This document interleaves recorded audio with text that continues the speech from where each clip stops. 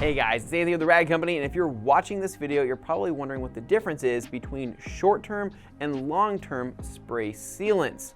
Now, paint sealants are one of the most popular detailing products in today's market. In front of me right here is Bead Maker, and if you don't know what Bead Maker is, we have plenty of other videos on it. This is a short-term spray sealant that has taken the detailing market by storm and is hands down one of our favorites here at the Rag Company.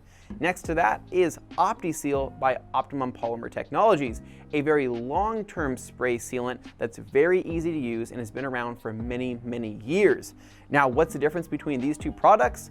Simply the length of time, the application process, and also the way these things feel. So for example, Bead Maker here is a short-term spray sealant that you'll get anywhere from 1 month up to 3 months, maybe even up to 6 months. It really depends on the prep, and I'm gonna get to that here in a second.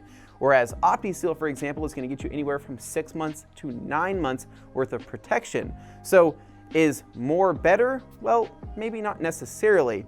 So people love Bead Maker mainly for the fact that it is so easy to apply, and it is something that can be applied with literally every single wash if that's what you want to do. So thus making the protection endless, meaning that if you're using this every single time you wash your car is always going to be protected.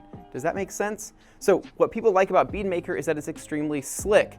It smells very good as well and really warms up the paint, giving it a high gloss finish. Now, people love Optiseal because of the usability and how easy it is to apply. This stuff is literally so easy, you could wipe it off and almost watch it just dissipate into the surface because that's how easy it really is. Now, Optiseal is not going to be as slick as Bead Maker, and it's probably not going to give you the gloss that Bead Maker is going to provide, but you're going to get durability. You're going to get, again, 6 to 9 months worth of water-beating protection out of this guy alone, and you don't need a lot.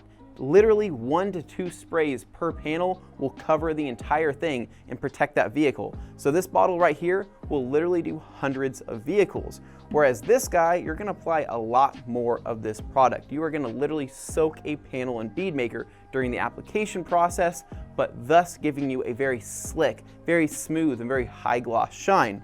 Now going back to what I was talking about in the prep work prior to a sealant. Now, prep should always be done regardless of what kind of protection you're using. So whether it's a spray sealant like I have in front of me or an old school paste wax, prep is going to be key. Now, there's many shapes that prep can take form in, which could be compounding paint, polishing paint, or simply giving it an alcohol wipe down. All these things are going to make these products adhere to the paint better. Trust me on that. This is something that you want to do before applying a spray sealant. Now, the biggest question is, what if I already have protection on my car? Or what if I already have a coating on my car? Can I still use these products? Absolutely. But if you think about your paint as a bunch of peaks and valleys, like a mountainous range, if you've already filled in that area with your desired protection, you are simply just putting more protection on top of that protection, right? It's the protection on top of your protection on top of the protection on top of the protection. So there's a lot going on. So once you build up that protection so much with whether it's a coating or these spray sealants, you could get issues with streaking. So if you start to see the product streak, it means you have too much stuff on your paint, and you may have to start at ground zero again by polishing the paint, compounding it, or just doing your prep like you would before any one of these things. Are you still with me on this? Am I confusing you? I might be, but we're gonna continue on. So both these products are great examples of spray sealants. Short term, long term, is one better than the other? Not necessarily. It just depends on what you are looking for in a spray sealant. Short-term durability, probably not ideal as an upsell on a spray sealant in a detail shop because the customer is only going to get 1 to maybe 6 months out of that product depending on their environment, whereas this might be a better option because you are getting the full 6 to 9 months. Now, if you're doing a simple wash and wax at a detail shop, this is a go-to. No problems there. It's very affordable, it's very easy to apply, and this stuff looks freaking killer. Now, both of these are around the same price point because of the different styles of application, right? So you're using a ton of this product, you're using a small amount of this product, but depending on how much you're willing to spend, both of them can still go a very long way. So after you've done your heavy coat, what do you do then? You can supplement more of the product as you go along. So, for example, Bead Maker, a very heavy first coat. You're literally dousing a panel in this stuff, then removing it by wiping it off, and then calling it good. But 2 weeks later, you can use this thing as a drying aid. Take your wet car, do a couple sprays per panel, and dry it into the surface with your favorite microfiber towel. There you go, literally just topping off that protection.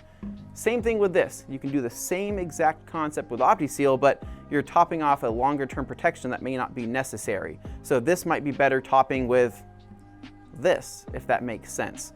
So regardless of what type of protection you choose, there's really no right or wrong answer of what's better, long-term versus short-term. It just depends on how you're applying it, if you're selling this process to a customer, or if you're just doing this on your own for fun. There's a lot of different variables in there, and we hope that this video is helpful.